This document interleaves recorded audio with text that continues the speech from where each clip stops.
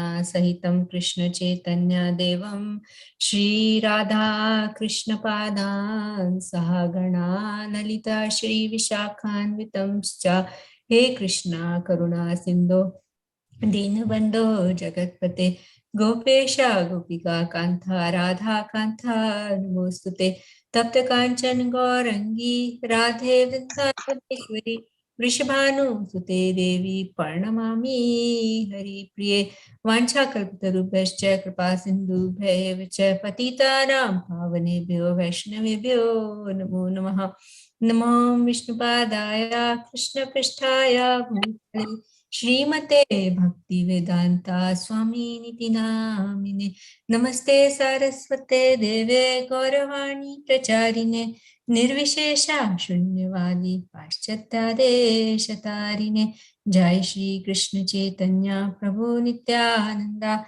Shri Advaita Gadadhar Shivasadi Gaur Bhaktavinda Hare Krishna Krishna Krishna Hare Hare Hare Rama, Rama Rama, Hare Hare.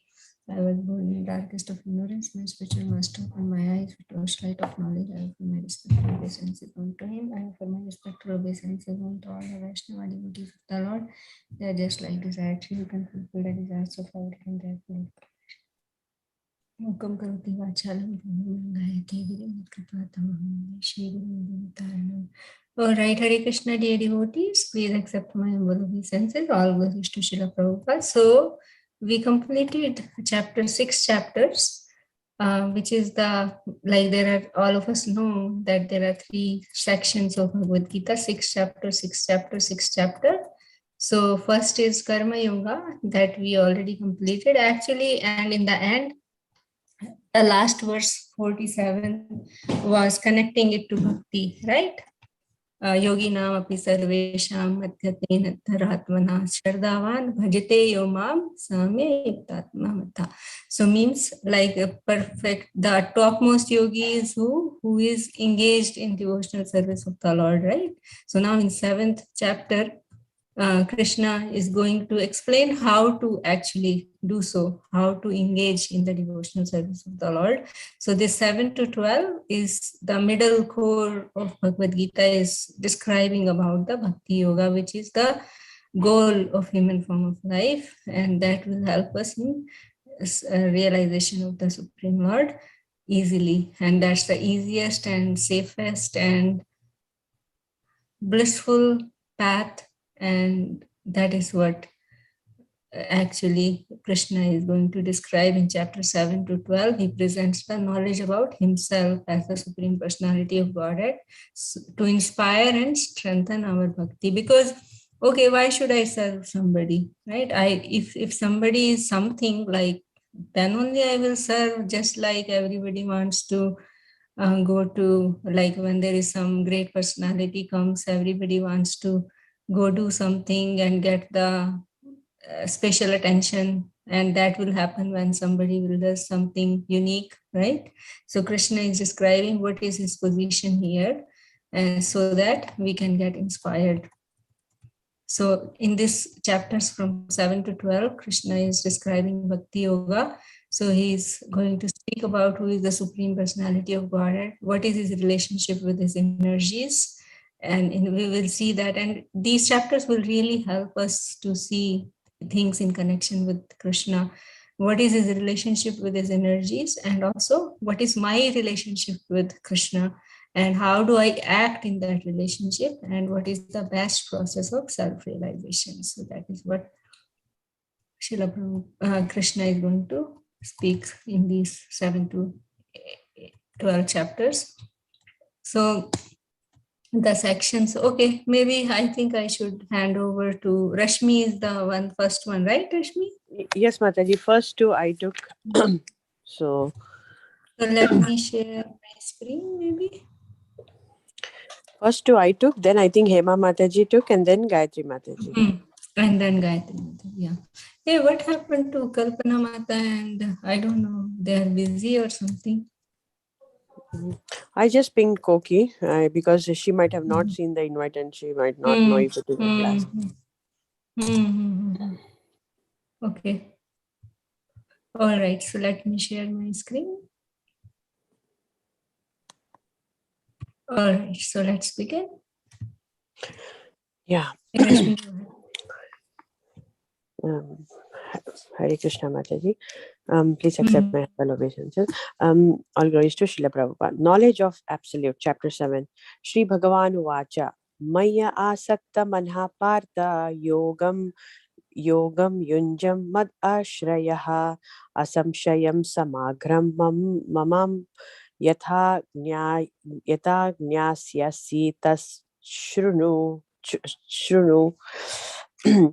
um, Translation and purport by His Divine Grace A.C. Bhaktivedanta Swami Srila Prabhupada. Prabhupada ki jai. The Supreme Personality of Godhead said, "Now hear, O son of Pratha, by practicing yoga in full consciousness of me, with mind attached to me, you can know me in full, free from doubt."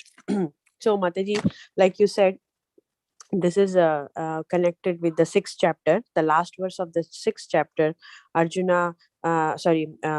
Krishna explained to Arjuna that, be a yogi who is always absorbed his mind in me, and also who has complete firm faith in me. This is the highest form of the yoga. So that's what he said at the end of the sixth chapter. And in this chapter, he's trying to again explain, like, what kind of who is that yogi, and what kind of qualities that yogi will have, in this chapter. And first three verses is mostly answering that question of Arjuna from the last chapter, last verse of the last chapter. So in this verse, what Krishna is saying is, you can know me full only by hearing about me, and we can know about Krishna better only by knowing from Krishna or his pure devotees better. Okay, so and also in purport it is given in this chapter, like the four things are three topics are discussed. That is how fully Krishna consciousness, how we can be, that is described. And also how Lord manifests his opulences is described in this chapter. And there are four kind of fortunate people who are attached to Krishna, and there are four kind of unfortunate people who will never take Krishna consciousness. And also study conscious of the mind, of Krishna, is the highest form of yoga. And all different yogas whatever we are discussing, those are like stepping stone to Krishna consciousness. And when we take directly Krishna consciousness, that means we are by default understanding Brahma Jyoti and Paramatma also. So we don't have to become liberated and then come through the Bhagwan stage. So directly taking Krishna consciousness, we will know all others. And now Krishna is saying here, you have to focus completely, your mind should be absorbed completely in Krishna. So how is that possible also, is Krishna explaining, in the Prabhupada is explaining in the purport.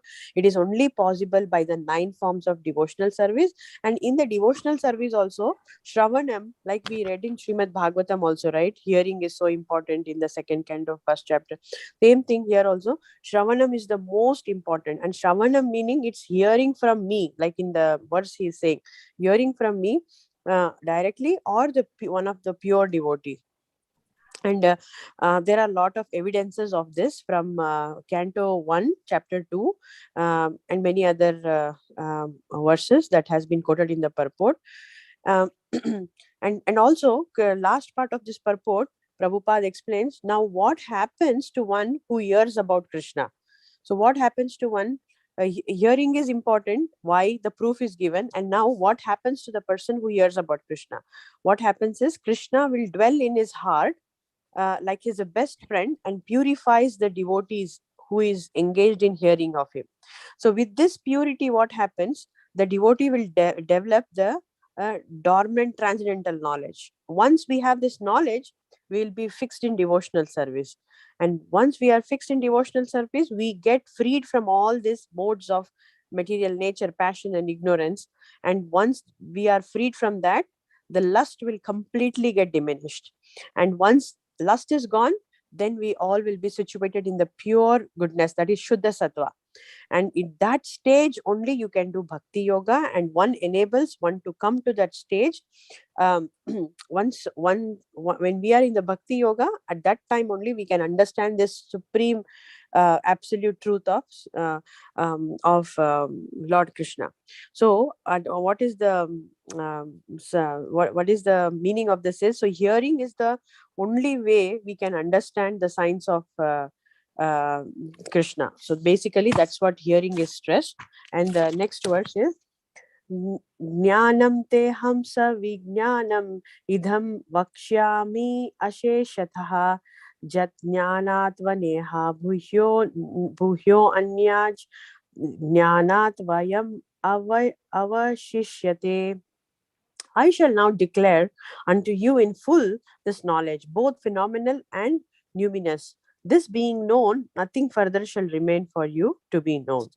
And here in this second verse, basically, um, complete knowledge we can achieve only by the devotee of the Lord. And also it's given, Prabhupada is explaining, this knowledge has to come from the right source. So how disciplic succession has to come directly from the devotee of the Lord and devotee of the Lord. So it's always very important to know the source. Then we will know properly cause of all the causes, and then everything we will be known. Once we know like this, then there is nothing left. So that's kind of the high level, Mataji. You can explain better, but this is what I understood. Hare Krishna. Yeah. So I'll try to add a little more. So the first verse is really very, very important. So, that Krishna is giving that importance to hearing, and we have talked about it many times. Like, we hear something from our ear, right? Hear, using the ear, which enters the heart, right? It's like HEAR, hear, and then adding T, heart, right? And then it's like, just like from the funnel, when we put something in a bottle using the funnel, whatever we are pouring, that is going to fill that bottle. Similarly, through our ear, whatever we hear, that will go in our heart, and that is going to make our consciousness pure or impure. Yes. And in this verse number 1, Krishna is actually giving 7 stages to achieve the perfection which he spoke in 6.47, the perfection of yoga, right? So first he says, Shunu, try to hear. And then he says, Gyasesi, you can know me. By hearing, we can know Krishna. And then he says, Samgram, means complete knowledge. By hearing, we can know him and we will attain knowledge. And then he says, asamshayam, without a doubt. If we hear properly from the heart, properly, full concentration and attention, then there won't be any doubt. And if we hear without that doubt, then mat ashraya, then we will take shelter of that Supreme Lord, because we will have the knowledge of him, and then we will take shelter of him, right? And then he says yogam yunjam, and then we will also engage in devotional service, practice Krishna consciousness, and then maya asakta manaha, then mind attached to me, right? Then mind will get attached to me. That's what he described in 6.47. Yes. And the purification process, you already said, it was the 2 Bhagavatam verses that is described, that Sharnatam Swakatha Krishna Punya Sharvan Kirtana Hridyantasto Hiya Patrani Vidonoti Surit Satam, and then Nashtaprayeshu Bhadreshu, and then the next one, Tadara Jastamo Bhava Kamlobhadayaschave Chetayetera Navitam Stitam Satve Prasiditi. Yeah. So very, very important actually this, and Srila Prabhupada has given many lectures on this verse, first one. And then the second verse, there is some more detail about it, because here Krishna is describing about Jnana and Vigyan both. Jnana is just like knowledge. We haven't realized it. We have just theoretically knowing.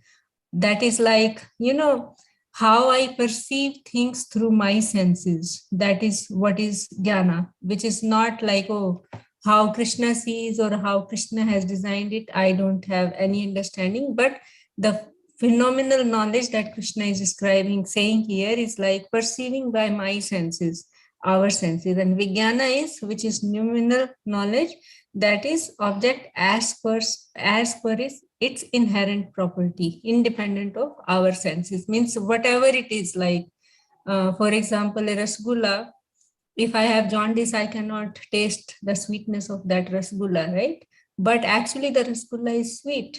So, if one has the proper taste, but they can taste it. That's not, means whatever its property is, that is Vijnana, and it is connected with Krishna.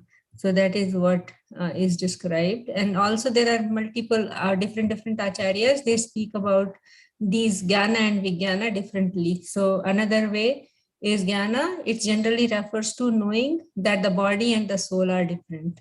So knowledge refers to knowledge of Krishna and his energies. So that is another way of, and Vijnana, according to Ramanujacharya, he refers it to as knowledge of Krishna's form, right? And then in a Jnanam means like Aishwarya Jnana, like powers of Krishna, which are described in 7th and 8th chapter, the opulences of Krishna and his energies. And Vijnana, it's like sweetness of Krishna. Madhurya Jnana means it's sweetness. Like actually the word Krishna, it has two components, Krish and Na. Na is Ananda and Krish is his opulence part, like that. So it can be, some acharyas described like that. And then also it is Jnanam could be that it is the knowledge about his Savrup relating to material and spiritual energies. And Vijnana is, it's his Swarup independent of all these energies. So different acharyas, they say differently. And also we understand Vijnana as realization, that we are, that we study in material world, we should study with realization that it is connected to Krishna. Actually, that is Vijnana, means when we have that realization that in 11th canto, Krishna describes, because 11th canto is like elaborated Bhagavad Gita, basically. Uddhav Gita is elaborated Bhagavad Gita.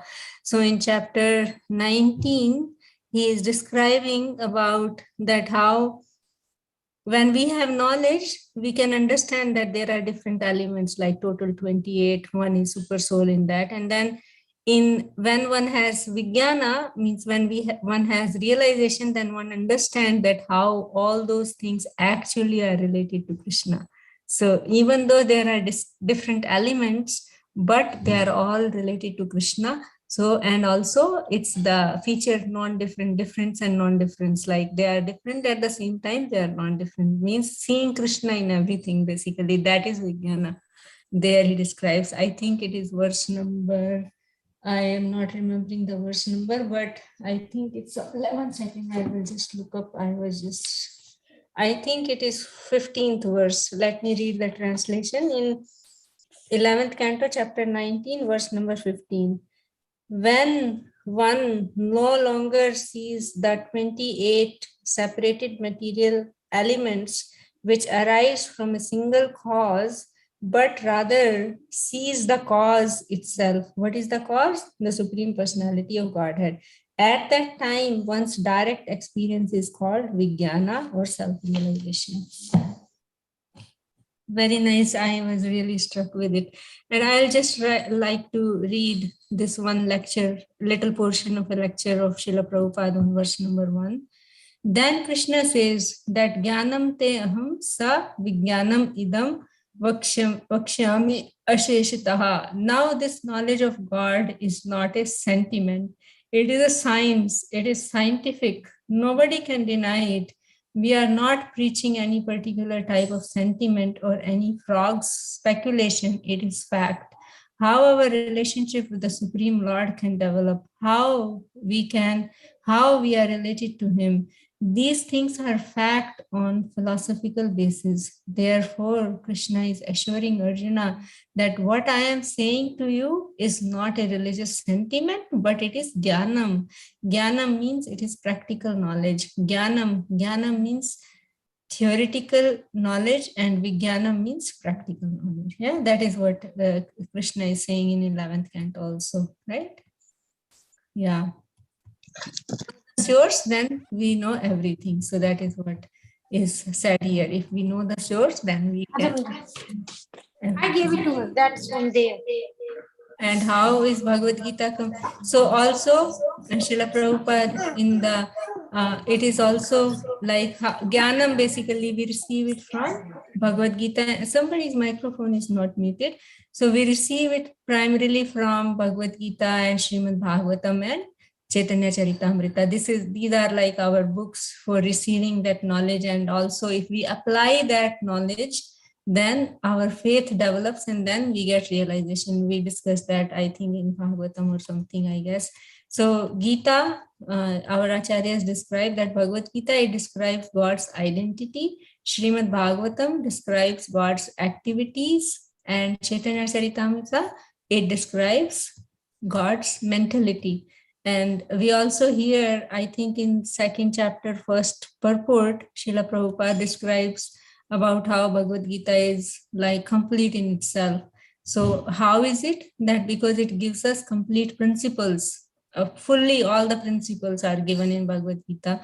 Complete details can never be given. So because Bhagavad Gita is a book of principles basically, and then if we see it through application, like, you know, the application of principles that we see in Srimad Bhagavatam. Complete details, there will be so much that it can never be complete. And it speaks about this thing, matter, spirit, and the controller. Bhagavad Gita speaks about these three: matter, spirit, and the controller. Once one understands these three things, one understands the essence of all knowledge, right? Yeah. And Srila Prabhupada in the purport, he says, it can be achieved only by the devotee of the Lord in disciplic succession, directly from the Lord, as we heard in 4th chapter. All right, somebody would like to add something, correct something, or if not, then Hima Mataji, you can do your. Yes, Mataji, I'll wait. Okay, then I'll start now, Mataji. Hare Krishna, Are you able to hear me, Mataji? Yeah, I can hear you now. Okay. I will read the slokas by looking at my Tamil book, Mataji, so I'll be little distracted on that. Yeah, no worries, whatever way. Okay, Mataji. 7.3 verse. All glories to Srila Prabhupada. If I make any mistakes, please forgive me. Manushyanam sahasreshu kaschit yatati sittaye yatatam abhisittanam kaschin mam veti tatvatah. Translation by Srila Prabhupada. Out of many thousands among men, one may endure for perfection, and out of those who have achieved perfection, hardly one knows me in truth.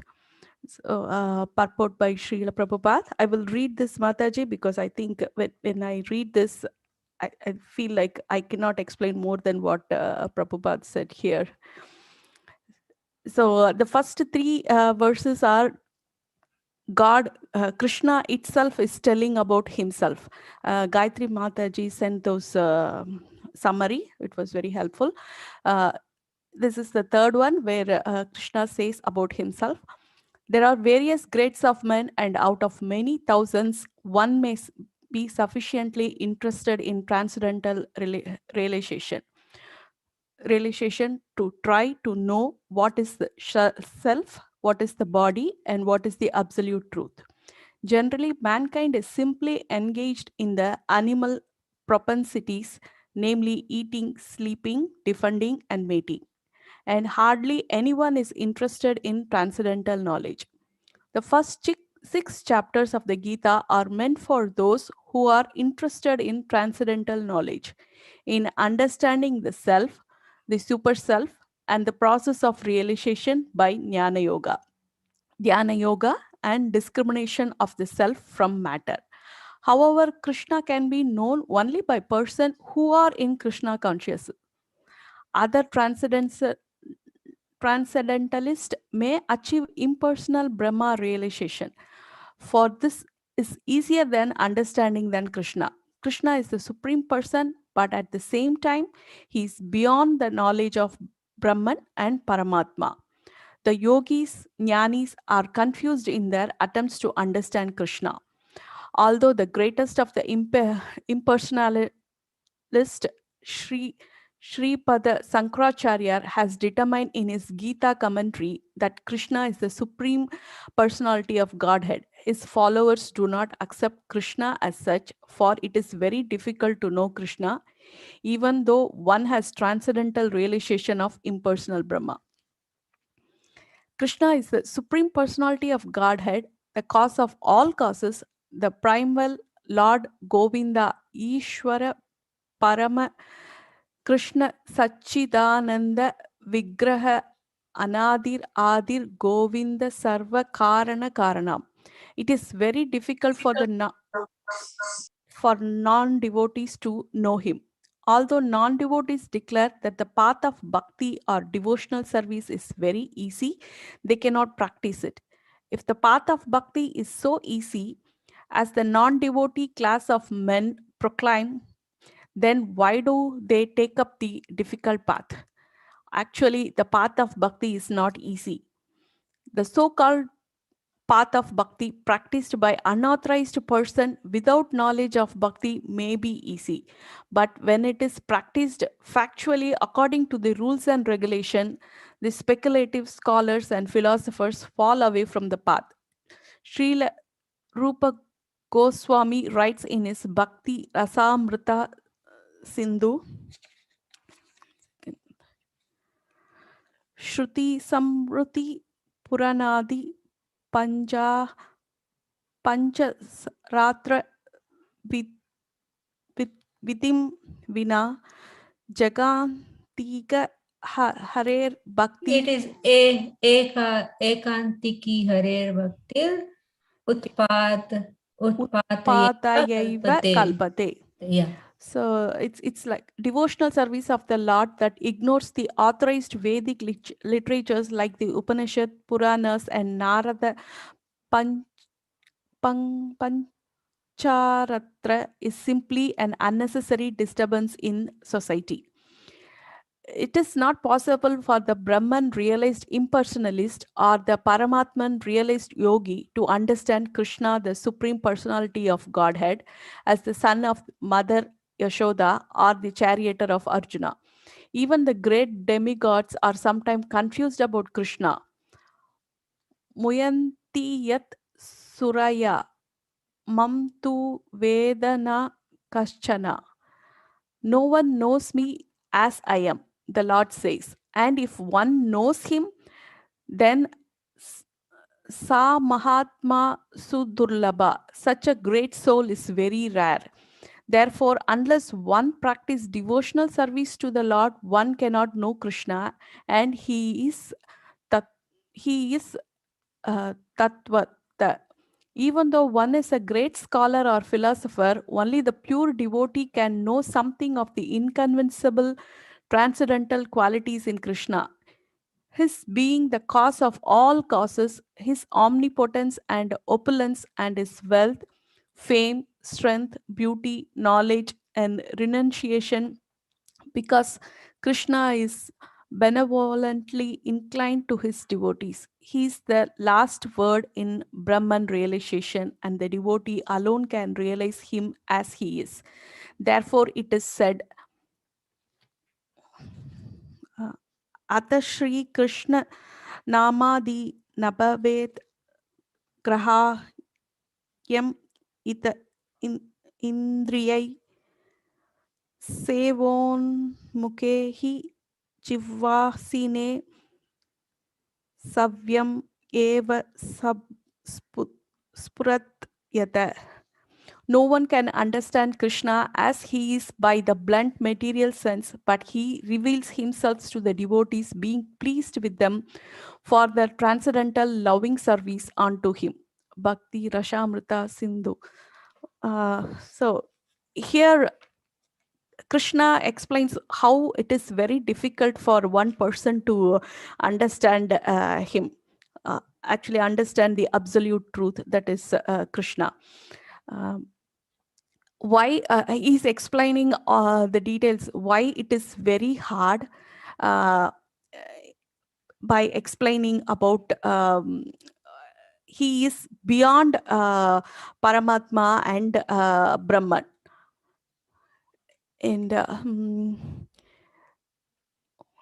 and the first 6 chapters in the Gita are only for people who wants to know who I am, like what is mind, what is body. For those kind of knowledge only, they can, if they want to know those knowledges, then they can read the first 6 chapters of Bhagavad Gita.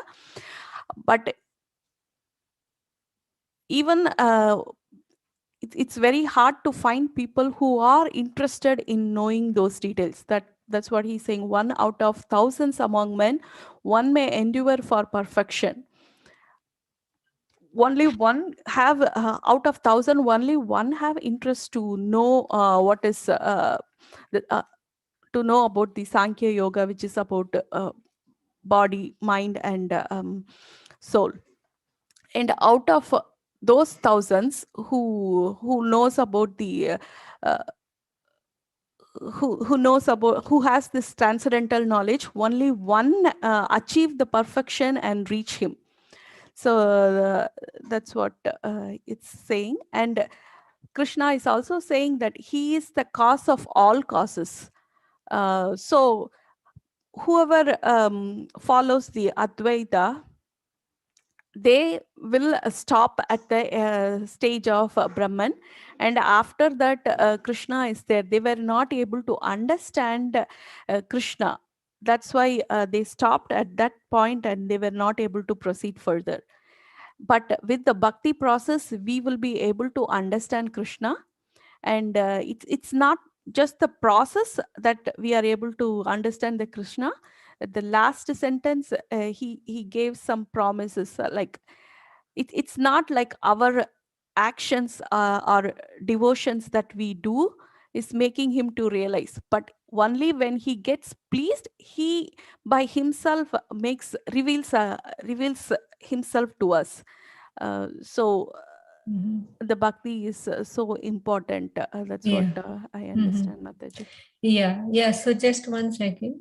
So very nice. Thank you, Mataji. So basically, these 3 verses, as we heard, are giving us knowledge first here, and then how vast is that knowledge, phenomenal and numinal, right?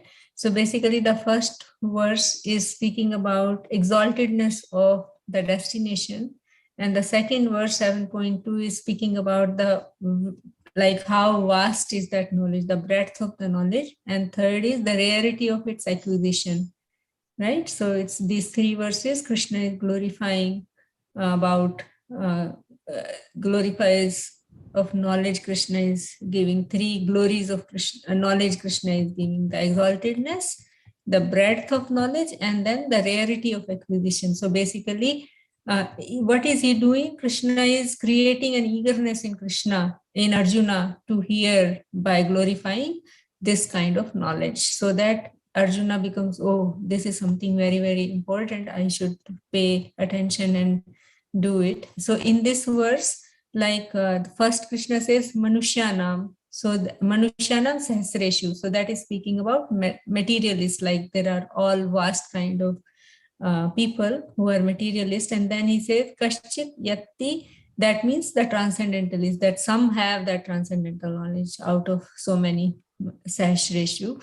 And then Kaschin Mam Veti, then that is speaking about devotees. Basically, in reality, only very, very few know him, right? So it's actually path of bhakti. And in the purport, Srila Prabhupada writes that path of bhakti is like some people think that it is easy, then why don't they practice it basically? So path of bhakti is only easy when done uh, whimsically without following the scriptural injunctions, right? And it is difficult otherwise, as it requires surrender. Therefore, yogis fall away. So surrender is required in order to understand it. And then if we don't follow the scriptures, then here this verse is quoted by Rupa Goswami, that if we don't follow these scriptures, then it is just a disturbance. So basically, as we hear all the time, we should follow Guru Sadhu Shastra, right? Right? Yes, Mataji. Yeah. Got it, Mataji. So Guru Sadhu Shastra. So and basically, and Guru and Sadhu should be according to the Shastra. If they are not following the Shastra, that means they don't have the qualification to become gurus, right? And then how it is revealed, that like this is a very, very famous verse that Srila Prabhupada is quoting here, because our senses and everything is material. But if we engage our tongue in chanting the holy name and honoring the prasadam, then Krishna will be pleased and reveal himself. There is this verse, one more, that yes said deve parabhaktir yatha deve tatha guru tasyate hi katitartha prakashante mahatmana. So what does that mean? If one have faith in the Guru and Krishna, then Krishna will reveal to us all the imports of the scriptures, right? Yeah. Okay, so let's go to the next verse, because it's already 8:11, and then Gayatri Mataji also is there. So you will still read the purport, Hema Mataji, or you can explain this one? If you want, I can explain also, Mataji. Yeah, Okay. go ahead. Yeah. Okay. Bhumir apo nalo vayu kam mano buddhi evacha ahankara idiyam me pinna prakrutir ashtaya. So here from 7 to 12, Krishna explains about his energies. Translation: earth, water, fire, air, ether, mind, intelligence, and false ego. Altogether, these 8 constitute my separated material energies. So here in the purport, Prabhupada explains about Krishna as the super soul, and below that his energy is in 3 forms. One who understands these 3 forms, they are said to be liberated and got enlightenment. So the first form, first one is Mahavishnu. He creates the total material energy, and that is called Mahatattva. And the second one is Garbhodaya Sai Vishnu, who enters into the universe and gives energy and then create diversities among them.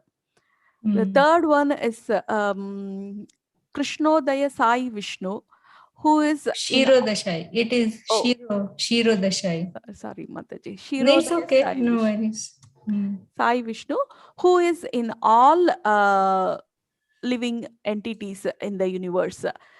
He is present even in the atoms. So if we understand these 3 Vishnu, energy form of Krishna, then we will say that we are liberated from liberated.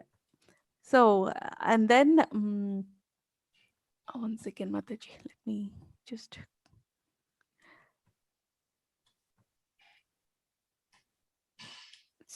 So maybe I forgot. 1 second, Mataji. So whoever is following, this is actually the science of God. Whoever is following the Advaitam, they will stop at Brahma Jyoti. So whoever understand Paramatma, then further on above, we have Krishna. They are not able to understand that one. Maybe I can read the purport, Mataji. I think it's okay. Whatever from you the explain, that's fine. I think. yeah. Yeah, because okay, it's actually what it is. You go ahead. You just this whatever you can explain, explain. It's fine. Don't worry. Okay. Okay, Mataji. Yeah. So all the So it's like kind of describing the process of a little bit of creation, how the material creation comes into picture, right? The purport, right? Yes, Mataji. And then Yeah. it was explaining about all the senses that I think the 24 tattvas, Yeah. right, Mataji? 24 elements, 24 material elements. So it's like 5 gross things: earth, water, fire, air, ether, right? Yes, Mataji. And then our 5 Knowledge senses. acquiring, 5 knowledge acquiring senses like eyes, ears, nose, tongue, and touch. And then 5 working senses: voice, legs, hands, evacuating organs, and reproductive organs, right? And then mind, intelligence, false ego, and that pradhan, right? Yes, So 15, 19 ho gaya, right? And then that result of those interactions, sorry, now. So then objects of those senses, which is like form, sound, smell, taste, and touch, right? Those are the 24 elements that he's speaking in that purport. Yeah, go ahead. Yeah, that's all, Mataji. I think you can That's take all. from here. Yeah, so basically, yeah, actually I will hand over to Gayatri Mataji because of time. Gayatri Mataji, you can go on. So basically this section is the next section from 4 to 12. Gayatri Mataji, you go ahead. Okay.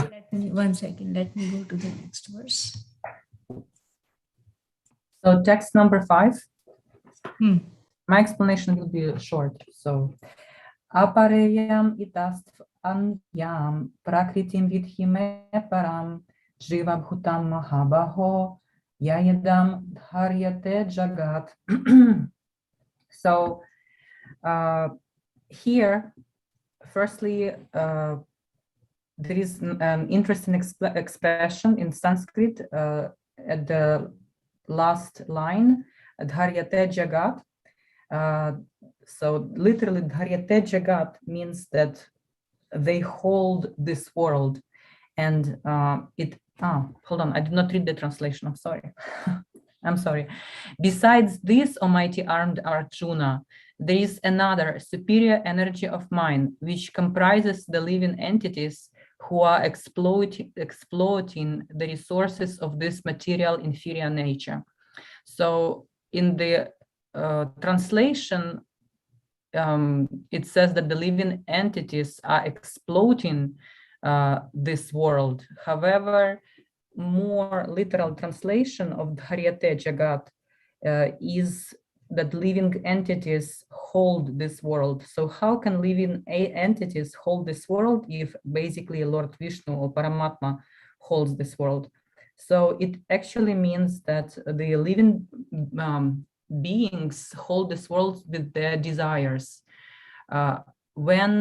If such thing happens, for example, that living entities cease to desire, if the desires of living entities cease to exist, then this entire world will disintegrate and turn into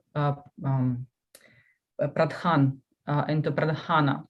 But because we have so many different desires, this world, we hold this world, and this world has this current form. So here also Lord Krishna says that the living beings is one category. It's a superior, his superior energy, and there is also material energy, basically his inferior energy. According to modern science, the consciousness is secondary and it derives from the matter. But here in Bhagavad Gita, in this verse, Krishna says that these are his two energies and they are eternal. So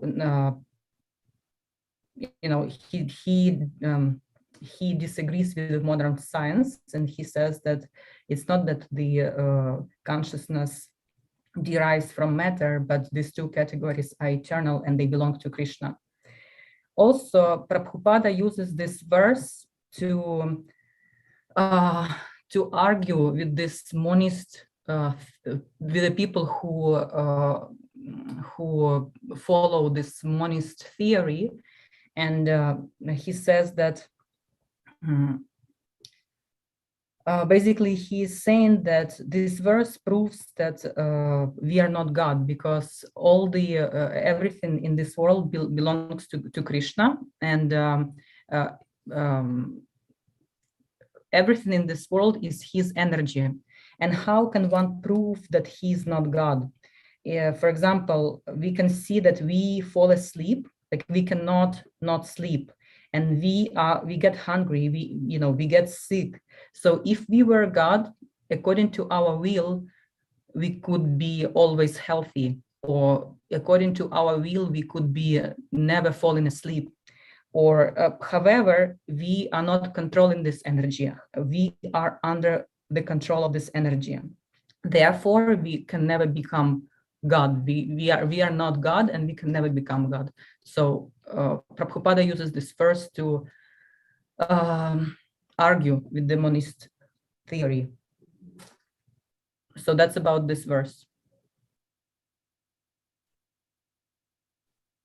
I can proceed to the next verse, or if you want to say anything. Yeah, Mataji, go ahead. We can, yeah, go ahead. Mataji, question, what are the two things you said? Consciousness is not under the control of matter? No, I'm saying that according to the modern science, right? Modern scientists, they're saying that consciousness was derived from matter. Like Right. they're saying there was Right. nothing. There was just like non-living elements, and then boom, the consciousness appeared. However, in this verse, Krishna says that both matter and living entities are his two eternal energies. So it cannot be that consciousness appeared out of matter. No, they always existed. It's both energies are eternal, and they both belong to Krishna. Got it, Mataji. Thank you. Yeah, go ahead. Okay, next verse.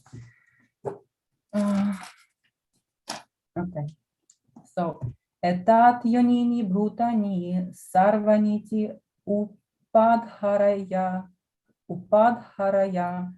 aham kritsnayasya jagatah prabhavah pralayas tatha. All created beings have their source in these two natures. Of all that is material and all that is spiritual in this world, know for certain that I am both the origin and the dissolution. So when we look at any living being here in this world, at a human being or at an animal, we can see both of Krishna's energies present in this living being. The superior energy and the material energy. It's a unit of spirit and matter, right? The body consists of matter, and the superior energy, the soul, us, we are Krishna's superior energy. So this verse says that not only the soul, which is not created or destroyed, but also matter is not created or destroyed. Material energy itself is eternal. Both of these energies are eternal. So, I mean, of course, we understand that matter, for example, we can make a chair, we can create a chair, or we can destroy a chair. So a chair can, yes, it can be created or destroyed, but material energy as an energy, it's eternal also. So not only living entities are eternal, but energy, but Krishna's energy, the material energy of Krishna is also eternal. So what does it mean in this verse by saying origin and dissolution? If both of these energies are eternal, what does it mean when Krishna says that he is the origin and dissolution? So he means that Krishna separates and brings together these two energies. When these two energies come together, they come together at the beginning of creation. And at the end of creation, they separate. And Krishna controls these two energies. He, at the beginning of creation, he brings them together. And at the end of the creation, he separates these two energies. So in the verse number 6 and verse number 7, Krishna describes himself as the cause of this world. There are 4 different causes, but here in this chapter, there are only 2 causes explained. So first cause is nimitta karana, the immediate cause, and the second cause is upadana karana, which is the tool or the material from which something is made. For example, if we take a master who carved something out of wood, so the master who carved the wood would be a nimitta karana, and the wood itself will be upadana karana. So in the verse number 6, Lord Krishna says that he is nimitta karana, and in the next verse, in the verse number 7, Krishna describes himself as upadana karana. So basically, not only we are made from Krishna, literally we are made from Krishna, and everything that we use and we eat, everything that we exploit, everything is made of Krishna. So this is the explanation of the verse number 6. Very nice. Thank you. Thank you, Gayatri Mataji. So it's like another way of this Nimitta Karna and Upadan Karna, how they describe, like the womb of a mother, it has 2 functions. It gives the space to the baby, growing baby, and also it gives the nourishment through different food items, right? So that also is another way they compare this primary and secondary creation, like that. Yeah. So it's 8:26. I think I should not speak too much. If somebody else want to add something or say something, please go ahead. Mataji, actually, I heard one, I forgot to tell. Like how we can think that Krishna and the energies are different. It's like the cow and the milk from the cow. So the cow has an energy, and the milk from the cow has an energy. So Yeah. like that, if we think like that, we can understand how Krishna is different from their energy, even though it's different and non-different at the same time. Yes, Mataji. Yeah. Yeah, and sun and the sunlight. Yep. Right? Because sun rays cannot exist without sun, and sun will always have sunlight. Yes, Mataji. So means, but the energies are dependent on the source. The sunlight is dependent on the sun, though, right? But sun is not dependent on the sunlight. So same way Krishna is the source of energy. He is not dependent on his energies. His energies are dependent on him. So this here, it is described the separated energies and the superior energy, and he is the source of all. So the energies are always subordinate to him. He is not subordinate to the energies. Yeah, just like the example of sun and the sun rays.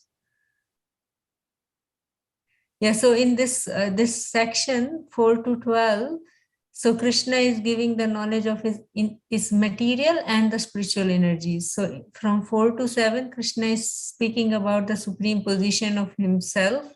And then in 4th verse, which was describing the separated elements, the material elements, which is Prakriti. And in 5th, he spoke about Jiva, right? The superior energy of Krishna.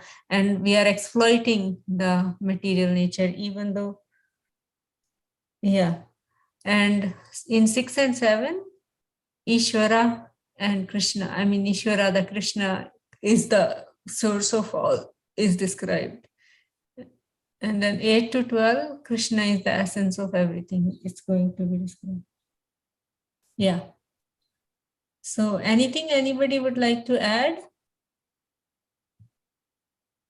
Mataji, just I'm having a question. Like, so if we don't read the purport during the class, is it fine for everyone, Mataji? Are we missing Yeah, some? so that is actually in that's what we discussed earlier, but Okay. is the format, that's fine. I have no problem, whatever way we want to do. It's all you all, however we want. So the thing was that everybody will just read on their own or hear some lecture or something, and we'll just in the in this hour 7:30 to 8:30, we will read the verse and the translation, and then give the explanation based on the purport or whatever you have heard or like that.